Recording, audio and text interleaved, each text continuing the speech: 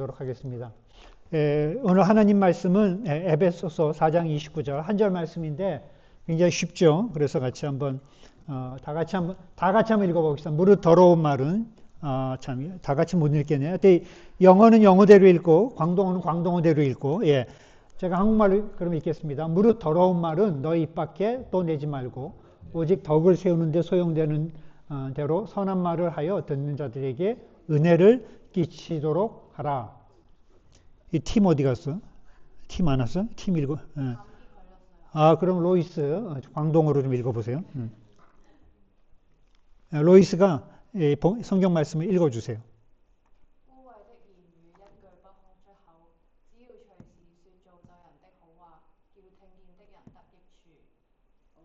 네, 참 아름답죠. 네, 참 그 다음에 딜런 잉글리시. Do not let any unwholesome talk come out of your mouths, but only what is helpful for building others up according to their needs, that it may benefit those who listen.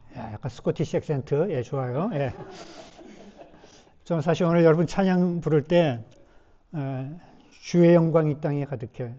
제가 2008년, 9년 그때 담임 목회 이제 할 때 참 많이 불렀던 찬양이에요. 그때 제가 섬기던 교회의 그 주제가 열방을 추수하는 교회였거든요. 왜 그렇게 정했는지 모르겠어요. 그러면서 저 찬양 부르면서 계속 상상했어요. 모든 열방이 주를 볼 때까지 같이 찬양하는 모습. 근데 오늘 그 찬양을 부르는데, 그때 하나님 주셨던 그 꿈 같은 것들이 현실로 이루어졌구나. 근데 그러면서 또다시 하나님께서 저에게 이렇게 찬양할 때 마음을 뜨겁게 하면서 오늘도 이렇게 약간 주신 그런 비전이 있어요, 마음에. 그것도 아마 이제 앞으로 이루어지겠죠. 무슨 내용인지 나중에 제가 말씀드릴게요. 이렇게 막 부를 때 막 비전이 이렇게 마음에 막 보이는데. 어쨌든 참 하나님께서는 말씀하시고 약속하시면 그것을 이루시는 하나님이신 것을 알 수 있습니다. 오늘 말로 덕을 세우는 교회. 말로 덕을 세우는 교회. The church that is building others by word, by words. 로 같이 이 제목으로 같이 하나님 말씀을 나누도록 하겠습니다.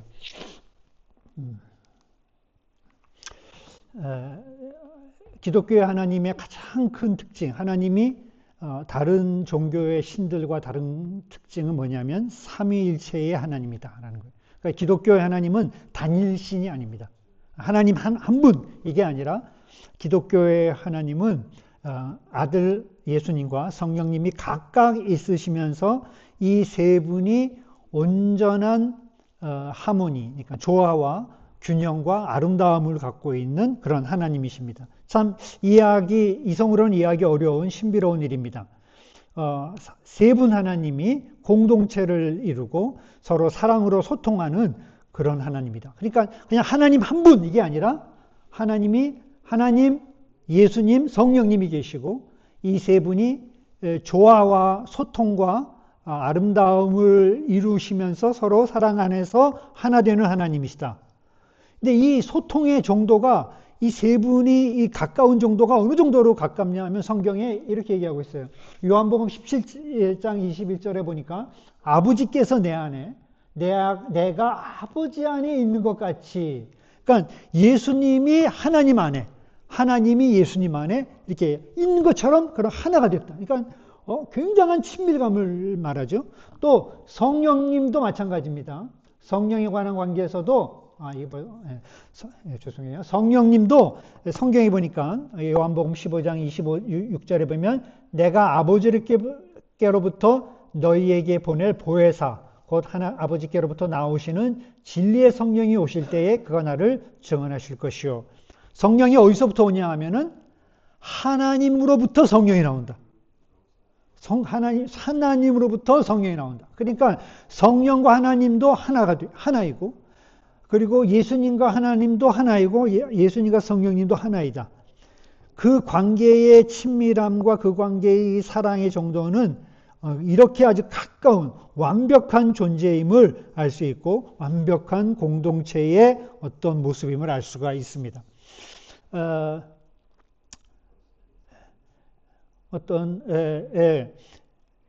근데 이런 하나님이 인간을 지으셨을 때 우리에게도 똑같이 그런 공동체의 갈망과 그런 열망을 두셨습니다.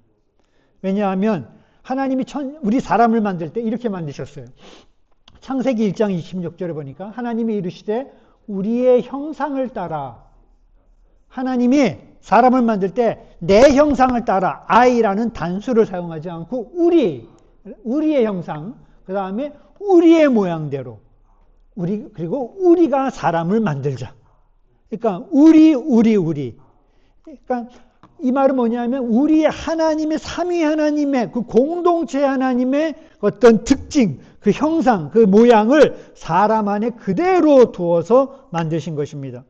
하나님은 스스로를 우리라고 말씀하시며 단일신 하나님이 아니라 공동체의 하나님의 형상을 따라 사람을 만들었어요. 그래서 우리 사람 안에는 이 공동체로서의 되고자 하는 그런 열망과 갈망이 들어가 있습니다. 여러분, 인간이란 말이요. 사람이란 말을 한자로 쓰면 인간이죠. 근데 사실은 사람을 뜻할 때 그냥 인이라고 하면 다 되죠. 인자가 사람 인자잖아요. 그러니까 그냥 그러면은 그 사람이 될 텐데 굳이 사람을 한자로 할 때 인간이라고 한 것은 뭡니까? 간은 사이란 뜻이죠. 그러니까 사람이라고 하는 존재의 온전함은 그 사람 자체만이 아니라 사람과 사람 사이, 사람과 사람의 관계에서부터 조화와 아름다움과 그 연합의 아름다운 온전한 모습이 이루어진다는 것입니다. 사람은 반드시 관계를 맺어서 다른 사람과 함께 살도록 창조되었고 그 공동체 가운데의 교제와 소통과 친밀함 속에서 완전한 만족, 완전한 기쁨을 누리게 되어 있습니다. 그래서 하나님이 그 본보기를 우리에게 주신 것이 가정과 교회예요. 가정과 교회. 그러니까 가정에서 부부가 남자와 아내 주고 부부가 남자와 여자가 한 몸이 되라. 완전히 성령 하나님, 예수님과 하나님이 하나 되듯이 하나가 되라. 그 다음에 교회에서는 성도 간에 서로가 하나가 되라. 이렇게 그 교회와 가정에서 연합과 소통과 하나됨을 훈련해서 하나님의 백성으로 세워가기 위해서 우리에게 이런 공동체를 주신 것입니다. 그건 여러분, 사람이 홀로 있는 것만큼 사실 하나님이 천지를 다 만드시고 다 좋다 그랬는데 아담이 혼자 있는 것 보고 좋지 않다 그랬거든요. 하나님 보시기에 좋지 않은 것이고 우리에게도 좋지 않은 것입니다. 그래서 인간은 반드시 공동체 안에서 서로가 조화와 소통과 공감과 사랑을 통해서 살아가도록 그렇게 만든 존재입니다. 그런데 이런 공동체가 이렇게 돼서 우리 공동체예요. 이렇게 가족이 돼서 또 여러분 집에 가족이 있죠. 가족이 어떻게 그런 하나님이 의도하신 그런 친밀함과 그런 사랑과 소통을 할 수 있을까? 그래서 하나님이 주신 놀라운 선물이 있는데 그것이 바로 말입니다. 언어, 랭귀지. 여러분, 우리가 다른 동물들도 물론 이렇게 소통은 하지만 사람처럼 이렇게 다양하고 깊고 그리고 이렇게 소통할 수 있는 존재는 모든 동물 중에서 모든 이 땅의 창조물 중에서 사람밖에 없습니다. 사람의 유신이 언어는 우리가 그것을 통해서 서로 더 알아가고 이해하고 또 그 감정을 표현함으로 서로가 더 가까워지고 하나가 될 수 있는 하나님 주신 놀라운 선물입니다. 하와를 본 아담이 이렇게 얘기했습니다. 이는 내 뼈 중에 뼈요 살 중에 살이다. 아주 찬사를 던지는 거죠. 와, 가장 아름답고 가장 놀라운 가장 환영하고 반가워하면서 찬사를 감탄을 하는 그런 이야기를 한 것. 그래서 하와가 그 얘기를 듣고 얼마나 좋겠어요. 자기를 갖다가 그렇게 표현을 해주니 하와도 아담에 대한 호감과 사랑이 생기면서 둘이 하나가 되어가는 것입니다. 그런데 문제는 뭐냐면 이렇게 우리가 말이라고 하는 것은 하나님이 원래 주신 그 공동체가 더 아름답고 더 가까워지게 해서 주신 그 아름다운 선물인데 문제가 생겼어. 무슨 문제냐면 인간이 범죄를 한 거예요. 여러분, 인간이 범죄했을 때 가장 먼저 타락된 게 뭔지 아십니까? 말입니다.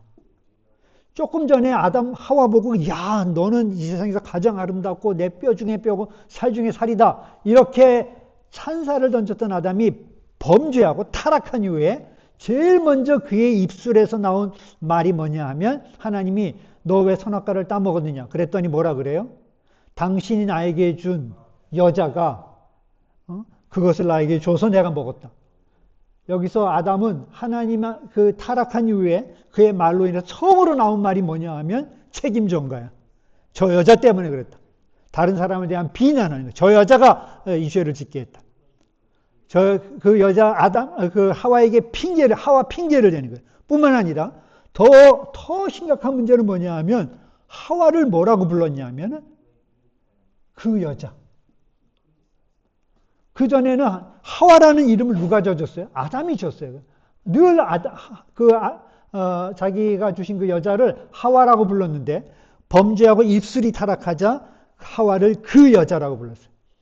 그래서 마틴 부버라고 하는 그 유명한 신학자는 관계가 두 가지 관계가 있는데 하나는 나와 너의 관계가 있다. 나와 너. 이건 굉장히 서로가 존중하고 서로가 사랑하는 인격적인 관계. 근데 이게 타락되면 어떻게 되냐면 나와 그것의 관계로 가는. 여기 제가 이렇게 마이크가 있지만 제가 마이크한테 뭐 사랑합니다 뭐 이런 표현 안 하죠. 왜냐하면 마이크는 인격이 아니라 그것이기 때문에 어떤 사물과 같은 거예요. 그런데 우리가 타락한 이후에 나타나는 현상은 뭐냐면 사람과 사람이 대할 때 내가 서로를 상대하고 존중하는 것이 아니라 저 사람을 나의 이익의 도구로 사용해. 그것으로 사용하는 순간 모든 관계가 깨어지기 시작하는 거예요.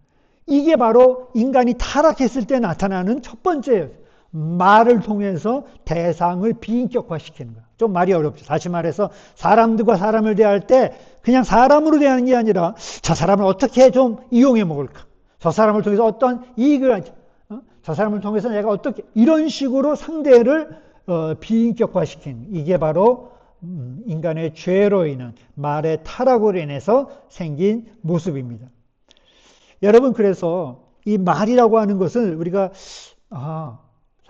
이 하나님이 주신 놀라운 선물인데 이 선물이 타락한 이후에는 이 선물이 날카로운 칼처럼 돼서 사람들을 죽이거나 상처를 주는 도구로 많이 사용됩니다.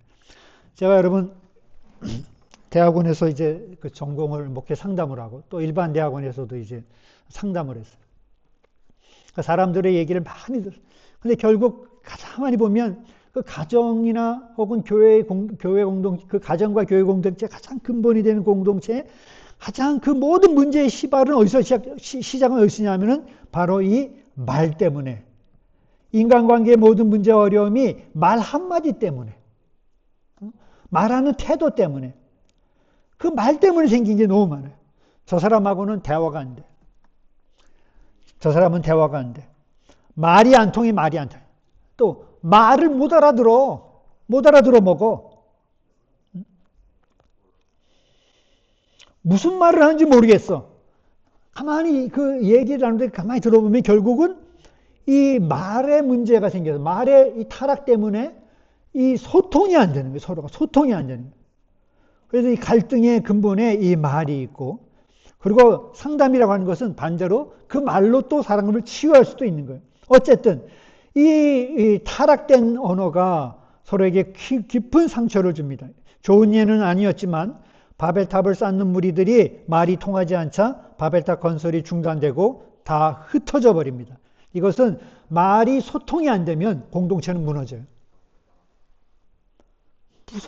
여러분 가정이 남편 부부간에 소통이 안 되거나 소통이 끊기거나 소통이 왜곡되거나 이렇게 시작하면 부부관계가 망가져요. 교회 부모 자식 간에도 마찬가지예요. 부모 자식 간에 서로 말이 안 돼.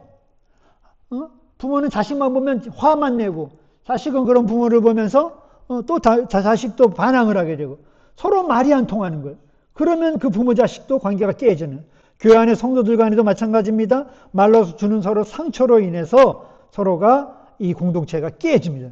그러니까 사단이 이거를 늘 이용해. 여러분 진짜 이 말에 이 권세를 조심해야 돼요.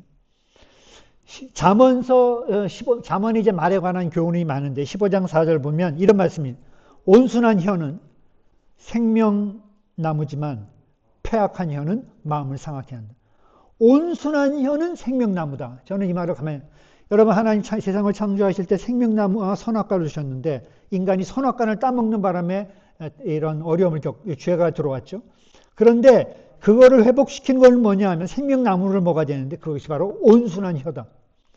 공동체를 선악과가 관계를 깨고 공동체를 깨는 거라면 우리의 온순한 혀는 생명나무를 택함으로 공동체를 살리는 것입니다. 그래서 우리가 말을 할 때 신중에 신중을 기해야 됩니다. 신중에 신중. 오늘 저는 에베소서에서 이 공동체가 어떤 말을 해야 될지 어떤 말을 안 해야 될지 비록 짧은 한 절의 구절이지만 이 말씀을 좀 살펴보려고 합니다. 첫 번째, 공동체를 무너뜨리는 말을 조심하라는 거예요. 그게 뭐냐면 더러운 말은 입 밖에 내지 마라. 예, don't say dirty word라고 하는데 좀 어쨌든 그 다음에 홍콩 읽어봐봐. 로이스. 근데 제가 홍콩어를 요즘 번역하다 보니까 이 홍콩어가 이 중국어 한자에 거의 풀 한자를 쓴 것 같아요. 간체를 안 쓰고 심플 한자를 안 쓰고 맞죠? 그러니까 훨씬 한자 세대인 저는 이해하기가 그래도 훨씬 쉬운 것 같아요. 자, 여기 그럼 더러운 말은 뭐냐? 요 4장 29절 말고 그 밑에 31절 보니까 원한을 품거나 화내지 마십시오. 그러니까 원한을 품는 거, 그 다음에 막 분노하는 거, 뭐 화를 내는 거, 그 다음에 가시돋친 말을 해서 사람의 마음을 상처 입히는 말, 이게 다 더러운 말인 거예요. 사람의 마음에 상처 입는 거. 그러니까 여러분이 어떤 말을 해서 상처를 입으면 그 말이 더러운 말인 거예요. 예를 들면 그것이 모함이라든가 원망이라든가 원한이나 분노라든가 시기라든가 욕이라든가 내가 들으면서 나를 무시하는 말이라든가 이런 것들은 상처를 주기 때문에 성경은 하지 마라 이렇게 얘기했어요. 근데 제가 이제 성경을 어떤 이제 이 말에 대해서 이제 준비하면서 어떤 책을 찾아보니까 상처가 주는 말이 두 가지가 있다는 거예요. 뭐냐 하면 첫 번째는 율법의 언어. 이게 사람들에게 상처를 엄청 해요. 율법의 언어. 율법이란 게 뭡니까? 이제 법이란 거죠, 법. 다시 말해서 율법의 언어는 다른 사람, 율법은 하라 하지 마라. 정죄와 판단과 비난의 언어입니다. 이거 해라, 이거 하지 마라. 지시하고 명령하는 거, 비판하는 말, 정죄와 판단과 비난의 언어는 이게 사람을 죽이는 거예요. 말을 상하게 하고 공동체를 깹니다. 보통 우리가 누군가를 뒤에서 가십을 하면 세 사람이 죽는다 그래요. 죄를 짓는다 그래요. 첫 번째 말하는 사람이 죄를 짓고, 두 번째 듣는 사람이 죄를 짓고, 세 번째 그 대상이 죄를 짓고, 어쨌든 세 사람이다 그 영혼이 상처를 입는 거예요. 율법의 언어는 사실은 계속 부정적인 거를 강조하면 하지 마라 하지 마라 이렇게 얘기하는 거예요. 그런데 여러분 이것은 사실은 그렇게 하면 할수록 반대의 결과가 나와요. 안 좋은 모습이 더 강화됩니다. 예를 들면 옛날에 제가 그랬어요. 어렸을 때 잔디밭에 들어가지 마라. 그러면 꼭 거기 들어가 보고 싶어. 그 다음에 제가 이제 골목에 이제 하면 골목에다가 그 시멘트 포장을 한 다음에 거기다 써놔요. 밟지 마시오. 그러면 꼭 나만 볼 때서 발자국 하나 꼭 이렇게 밟죠. 그래갖고 자국 이렇게 남게 시멘트에. 사람이 참 그런 것 같아요. 하지 말라고 하면은 더 하고 싶은 거예요. 어떤 사람, 만약에 우리가, 저 사람은 정말 미워한, 저 사람 밉다, 저 사람이 싫다, 저 사람은 죽일 놈이다, 막 이러면서 그 사람을 향해서 계속 미워하고 주야로 받은 상처만 생각하고 그 사람에 대한 그런 마음만 가지면 점점 그 사람하고 닮아갑니다. 예를 들면, 시집살이를 세게 받은 며느리가 결국 센 시집살이를 시키는 시어머니가 되죠. 부정적인 것들이 계속 강화되는 거예요. 그래서 성경은 이 반대로 얘기합니다. 약점을 덮어주고 강점을 격려해라. 평가와 심판은 하나님께 맡기고 오직 상대를 위해 상대를 사랑하는 것만 해라. 내가 저 사람은 어때? 저 사람은 어때서 나쁘고 어때서 어때? 이렇게 얘기하는 그 판단하는 한마디에 뭐가 이렇게 밑에 이렇게 깔려 있냐면 나는 안 그래 라는 교만. 그리고 저 사람은 어떻대? 라고 자기가 하나님인 자리에 차지하는 하나님의 그 주인 되는 자리를 차지하는 그런 교만이 그 밑에 깔려 있고, 상대를 내가 조종하려는 조정해서 우월감을 느끼려는 마음이 그 밑에 깔려 있는 거예요. 그러니까 내가 누구를 판단하는 순간 내가 하나님 자리에 앉아갖고 하나님 역할을 하는 그런 위험에 처하게 됩니다. 관계는 깨어지고 금이 갑니다. 탕자가 변화된 것은 형의 비판이 아니라 아버지의 조건 없는 사랑이에요. 어떻게 사람을 변화시킬까? 비판으로 변화되는 게 아니에요. 조건 없는 사랑으로 그를 덮어주고 연약함을 덮어주고 그를 사랑해 줄 때 그때 변화되는 거예요. 이 율법의 언어, 율법의 언어를 사용하지 마는 거예요. 이게 더러운 말이야. 두 번째, 세상의 언어. 누가 있어 밖에? 자, 여러분 여기 보시고 두 번째는 세상의 언어가 더러운 말이에요. 세상의 언어. 여러분 세상의 언어, secular world인데 secular world가 뭡니까? 너무 세속적인 얘기만 하는 거예요. 교회. 제가 얼마 전에 강남의 어느 큰 교회에서 중직을 맡고 있는 부부를 만났어요. 뭐 어쨌든 굉장히 큰 교회, 뭐 1000명, 2000명 되는 교회인데 여자분은 여전도회 무슨 권사회 회장님이시고 남자분은 뭐 안수집사회 회장님이신데 두 분이 저한테 막 한탄을 하시더라고. 무슨 한탄이냐면은 두 분 다 신실하게 열심히 신앙생활 하는데 교회에 가면 참 힘들대. 왜 힘드냐 하면 교회에 가서 모여서 하는 대화가 보면 너무 세속적이라는 거예요. 너무 세속적이에요. 하는 대화가 주로 집 얘기, 주식 얘기, 땅 얘기, 뭐 자녀 교육, 그 다음에 무슨 뭐 학원이 어떻고 맛집이 어떻고 이런 얘기만 계속 한다는 거예요. 아니 제가 세속적인 얘기를 하지 말라는 얘기가 아니에요. 우리가 세상에 사는데 어떻게 안 하겠어요. 그러나 그 얘기가 대화의 만약 전부라면 그것은 문제가 있는 거예요. 왜냐하면 이런 얘기는 그 밑에 그 베이스가 뭔지 아십니까? 세속의 언어의 베이스는 경쟁과 자랑입니다. 경쟁과 자랑. 세상의 말들은 계속해서 경쟁하고 서로 비교하고 그래서 내가 자랑하고 그 밑바닥에 다 욕심이 깔려 있습니다. 누가 더 큰 집에 사는가? 우리가 아파트 몇 평에 사는지. 누구 자녀가 어느 대학에 갔는가? 우리가 서울대 갔어. 우리 애가. 그러면 내가 서울대 간 거 은근히 자랑하고 싶은 거야. 서울대 자랑을 했어. 우리 애가 이번에 서울대 갔다. 근데 얘야 다른 권사가 쓰고 오더니 아이고 그래 우리 애는 이번에 하버드 갔다. 그러면 다시 우월하면서 다시 열등감을 확 우월했다가 열등했다가 우월했다가 열등했다가 계속 경쟁과 비교 가운데. 그 다음에 또 누가 연봉이 얼마냐 무슨 차를 타느냐 계속 경쟁하고 비교하고 욕심에 사로잡힌 대화하는 거예요. 여러분 그런 대화는 정말 좀 줄여야 돼요. 제가 예전에 목회할 때 새로 교회 성도들이 나오면 제발 3가지 질문을 하지 말라고 그래요. 뭐냐? 첫 번째, 고향이 어디냐? 고향을 왜 물어? 교회 나왔는데 지금. 두 번째, 직장이 어디냐? 무슨 일 하냐? 직장을 왜 물어? 세 번째, 학교는 어디 나왔냐? 대학을 어디 나왔냐? 이거 묻지 말라는 거예요. 왜? 대학 안 나온 사람도 있고 지금 실업 상태에 있는 사람도 있고 다 지금 전라도 경상도인데 나만 경기도야. 이게 왜 우리는 다 고향이 어디에? 다 하나님 나라지. 한국 사회가 얼마나 지연학연으로 묶여 있습니까? 그 계급으로 나눠져 있습니까? 그런데 교회마저 거기다 대고 그렇게 하는 건 정말 부끄러운 일이에요.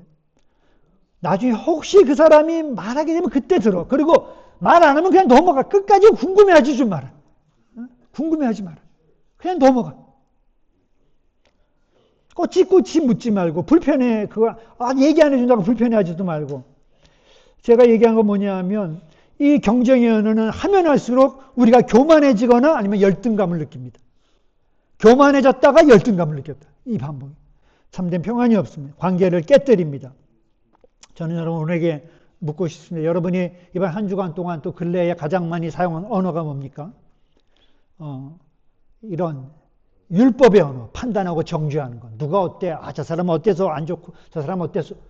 혹은 이런 세속의 언어, 세상적인 자랑이나 이런 것들. 이런 것들을 하지 말라. 이런 것들은 공동체를 무너뜨린다는 것. 그러면 뭐를 해라? 뭐를 하라고 하냐 하면은 덕을 세우는 말을 해라. 덕을 세우, 예, 딜런, 잉글리시. Speak words that build others. 예. 저거. 덕을 세워라. 에베소서 4장 29절 다시 봅시다. 무릇 더러운 말은 너희 입 밖에도 내지 말고 오직 덕을 세우는데 소용되는 대로 선한 말을 해라. 영어 성경을 영어로 보니까 여러분 보면 What is helpful for building others up? 다른 사람을 빌딩 하는데 helpful 되는 말. 다른 사람을 세워주는데 도움이 되는 그런 말을 하라고 이야기하고 있어요. 여러분, 그러면 생각해 봅시다. 여러분이 내가 이렇게 내가 정말 온전하게 쓸 때 나에게 참 도움이 되는 말이 어떤 말이 있어요? 저는 딱 두 가지야. 하나는 뭐냐? 하나는 뭐냐면 칭찬이에요. 아, 잘했어. 수고했어. 애썼어. 오늘 찬양팀 잘했어. 버키 또 미니 여기 하임이 잘했어. 아주 수고했어. 반주하는 우리 지금 잘했어. 또 저기 뒤에 하람이 파워포인트 잘했어. 이 한마디가 얼마나 격려. 그 다음에 그러니까 잘할 때는 칭찬해주고 그 다음에 실패하거나 어려울 때는 그 다음에 격려해줘. 괜찮아. 괜찮아. 다 잘 될 거야. 괜찮아. 힘내. 이런 말. 제가 예전에 개척교회 하면서 어려울 때 이 교회 목사들 모임에 가잖아요. 그럼 어떤 목사님들은 와서 신목사 목회가 좀 어렵다면 목회 그렇게 하면 안 돼. 이러면서 또 막 나를 가르쳐. 짜증이 안 그래도 힘들어 죽겠는데 짜증이 더 나. 근데 어떤 목사님이 쓱 와갖고 목회 힘들지? 그러면서 딱 손잡으면 밥이나 먹자. 아유 힘이 양 막 나. 밥 먹자. 이 말이 얼마나 힘이 나는지 몰라. 어려울 때는 격려해주고 잘할 때는 칭찬해주고 이게 바로 오늘 성경이 말하는 선한 말이에요. 인간의 뇌를 연구한 대부분의 학자들이 그런 얘기예요. 인간에게 영성과 죄성이 있는데 영성은 칭찬을 받으면 확 자라나고 죄성은 비판을 받으면 확 자라난다. 그러니까 비판을 받으면 비난을 받을수록 마음이 더 악해지는 거지. 칭찬을 받고 격려를 받으면 영성이 살아나서 마음이 더 선해지는 거예요. 하나님이 그렇게 우리를 창조하셨다 그래요. 뇌과학자들도 그런 얘기를 합니다. 예.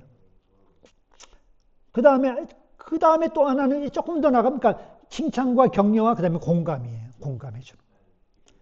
공감해주는 말들. 예. 우는 자들과 함께 울고, 웃는 자들과 함께 울고, 다른 사람과 아픔에, 그런 고통에, 그거 있잖아요. 그랬구나. 그랬구나. 힘들었겠구나. 하면서 손 딱 한번 잡아주는 거. 이 공감이에요. 이번 주에, 제가 참 한국인으로서 아주 자랑스러운 소식이 하나 들렸습니다. 여러분 잘 아시는 대로 노벨 문학상. 한국의 작가 한강이 노벨 문학상을 받았어요. 참, 제 생애에 그런 모습을 볼 수 있을까? 그런데 진짜 그런 일들이 일어난 거예요. 근데 제가 그 한국 작가, 한강 작가가 노벨상을 받은 것도 참 기쁜 소식이지만 더 기뻤던 것은 뭐냐면 그의 작품이에요. 소년이 온다. 제가 그 작품을 조금 읽어봤어요, 앞에. 그 소식을 듣고. 근데, 제가 깜짝 놀랐는데, 처음에 그 소설에서, 나라는 대명사를 안 쓰고, 너라는, 그러니까 예를 들면, 내가 방에 들어갔다. 내가 도청에 들어간다. 이렇게 안 하고, 너가 도청에 들어간다. 이렇게 써놓은 거예요. 그래서 맨 처음에 나는 인쇄가 잘못된 줄 알았어. 그때 책을 다 보니까 다 그렇게 써놨어요. 너라는. 그래서 내가 이게 도대체 무슨 뜻인가 했더니 제가 그 책을 읽으면서 마치 내가 지금 그 작품 속에 있는 것 같은 느낌을 받은 거예요. 나라는 말을 너라고 바꿔 쓴 그 모습을 보고. 어쨌든 참 놀라워. 근데 제가 말하고자 하는 건 뭐냐면 그 작가가 다룬 그 주제가 우리 한국의 근현대사의 참 아픈 사건들이. 하나는 광주 항쟁, 두 번째는 4.3 사건, 제주 4.3 사건. 저는 제주 4.3 사건은 모르지만 광주 항쟁은 겪었죠. 요즘 근래에 한국 영화 중에 서울의 봄이라는 영화가 있어서 막 인기라 저는 보고 싶지도 않아요. 왜냐하면 너무 그때 그 고통스러운 기억이 떠오르는 거예요. 광주 사태 때. 그때 데모하면서 친구들 많이 잡혀가고요. 고문받고 죽고 이런 그 비참했던 아주 고통스러운 기억들이 떠올라서 그거를 돌아보지도 않고 상기하기도 쉽지 않아. 저는 우리 홍콩 분들도 비슷한 경험이 있다고 생각해요. 지금 홍콩이 민주화 운동 하면서 많은 사람들이 잡혀가고 고통받고 지금 여러분들이 이렇게 레퓨지처럼 피해서 나온 거 아니에요. 얼마나 마음이 아플까. 얼마나 힘들까. 이런 생각을 해요. 그런데 놀라운 거는 이 작가가 그런 작품을 이렇게 그 사건을 다루는 작품을 쓰면서 아픈 그런 한국의 그런 과거들을 공감하고 그리고 그것을 이렇게 보듬어 안고 야, 그때 사람들이 얼마나 힘들었을까를 이렇게 사람들에게 알림으로써 그거를 치유할 수 있는 계기가 될 수 있겠구나 라는 마음이 들어서 참 기뻤습니다. 사랑하는 성도 여러분, 우리가 입으로 해야 될 선한 말, 칭찬, 그리고 격려, 그리고 공감 이 세 가지. 이 세 가지가 우리가 꼭 붙잡아야 될 선한 말입니다. 칭찬, 격려, 공감. 마지막으로 이 성경은 이 4장 29절은 이렇게 끝납니다. 선한 말을 하여 듣는 자들에게 은혜를 끼치도록 하라. 은혜를 끼쳐라. 은혜를 끼쳐라. 여러분, 은혜를 끼친다는 것은 무엇만이까? 내가 하는 말을 통해서 상대 그 말을 듣는 사람들이 그 말을 들을 때 마음의 위로가 되고 마음의 용서가 되고 마음의 회복이 되고 화해가 되고 격려가 되는 그런 말을 하는 것을 이야기합니다. 근데 제가 이 말을 가만히 사실 여러분 은혜는 주님이 우리에게 주신 거죠. 하나님이 주신 거지 사람이 줄 수 있는 게 아니잖아요. 그러니까 이런 거를 어떻게 할 수가 있을까? 아니 오늘 제가 말한 이 5가지 말 있잖아요. 이거 말고 이 5가지 말 어떻게 가능할까 이게? 한번 따라해 봅시다. 제가 잘했어. 한번 다 같이 한번 따라해 봅시다. 잘했어. Well done. 이거를 말할 때는 꼭 이 오른손의 엄지를 세워야 돼. 잘했어. 다 같이. 잘했어. Well done. 홍콩말? 광동어? 떠다하오. 예. 다 같이 떠다하오. 이거 참, 이걸 해. 첫 번째. 두 번째. 힘들어 할 때는, 힘들어하는 사람 격려. 괜찮아. 잘 될 거야. It's gonna be okay. It's gonna be okay. 그 세 번째, 고통을 겪은 사람한테는, 야, 참, 그랬구나. 공감의 말. 그랬구나. It must be hard. 힘들었겠구나. 그 다음에 용서의 말. 잘못했어. 미안해. 그리고 사과할게. 그러면 용서해줘. 이런 5가지 말. 이거, 자, 따라해봐. 잘했어. 괜찮아. 그랬구나. 잘못했어. 용서할게. 용서해줘. 용서할게. 이 말이 우리 입에 탁 배야 돼. 가정에서나 교회에서나. 너 그래서 되겠냐? 싹수건. 이런 말 하지 말고 제발. 이런 말이 다 입에 배야 돼. 그런데 제 질문은 이거야. 이게 가능하냐고요? 어떻게 가능할까? How can I speak this word by human being, by himself, by myself? 가능합니까? 인간 우리로서는 가능하지 않습니다. 제가 이거를 주님한테 여쭤봐. 주님, 이게 가능합니까? 저도 물론 저한테 가능한 말을 많이 안 하려고 해요, 일단. 근데 더 죄를 지을 때가 더 많은 거죠. 이게 가능합니까? 근데 제게 떠오르는 장면이 있었어요. 자, 여러분 한번 생각해 보세요. 지금 여러분이 이렇게 가만히 앉아 있는데 여기 장로님이 앉아 계시는데 옆에 있는 갑자기 딜런이 장로님의 뺨을 빡 쳤어. 딜런 hit the J. 빡. 그러면 장로님의 반응이 어떻겠어요? 이놈 새끼가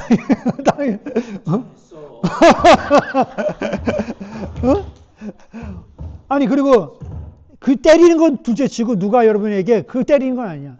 야, 너 참 싸가지 없다. 이런 말을 나한테 탁 던져. 너 참 밥맛이야. 아주 정색하면서. 그런 말을 한번 했다고 치고. 여러분 그런 말 시리어스하게 들으면은 잠 못 자고 고통받습니다. 근데 예수님이 십자가 질 때요. 놀라운 사실이 있어요. 예수님이 십자가에 지기 전에 법정에 섰을 때 빌라도 법정에서 놀라운 건 뭐냐면 죄송해요. 빌라도 법정에서 놀라운 건 뭐냐면 예수님이 말을 거의 안 하신 거예요. 빌라도가 또 물어 가로되 아무 대답도 없느냐. 그들이 얼마나 많은 것으로 너를 고발하는지 봐라. 예수께서 다시 아무 말씀으로도 대답하지 아니하시니 빌라도가 놀랍게 여기더라. 이사야 53장 7절. 그가 곤욕을 당하여 괴로울 때에도 그는 입을 열지 않았다. 마치 도수장에 끌려가는 어린 양과 털 깎는 자 앞에 잠잠한 양같이 그의 입을 열지 않았다. 채찍으로 때리고 사람들이요 예수의 옷을 벗기고 침을 뱉고요. 눈을 가리고 때리면서 누가 때렸는지 맞춰봐라. 조롱하고 장난감처럼 그런 멸시와 그런 모멸을 느끼면서 입을 열지 않았어요. 왜? 제가 믿기로 우리가 입으로 지은 죄를 지고 가기 위해서 우리가 입으로 범한 모든 잘못을 대신 감당하기 위해서 끝까지 침묵으로 그 모든 수초와 고난을 다 당하신 거예요. 저는 예수님의 이런 은혜를 생각할 때 말로 죄를 짓는 게 너무너무 죄송해요. 너무 죄송해요. 우리 모든 죄가 용서받았기 때문에 뭐 말로 지은 죄도 용서받겠죠. 그런데 예수님이 그렇게 대가를 침묵으로 지시면서까지 대가를 지신 그 일을 그거를 내가 또 죄를 범하는다는 게 너무 죄송해요. 그래갖고 제가 입을 다물 수가.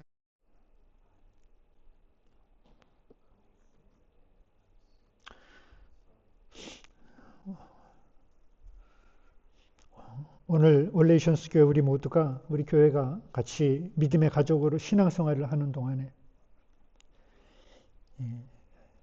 죽이는 말 말고 살리는 말을 하고 칭찬, 격려, 공감, 용서 그 말을 함으로써 우리가 받은 은혜를 헛되이 하지 않는 우리 모든 성도가 될 수 있기를 간절히 바랍니다. 기도하겠습니다.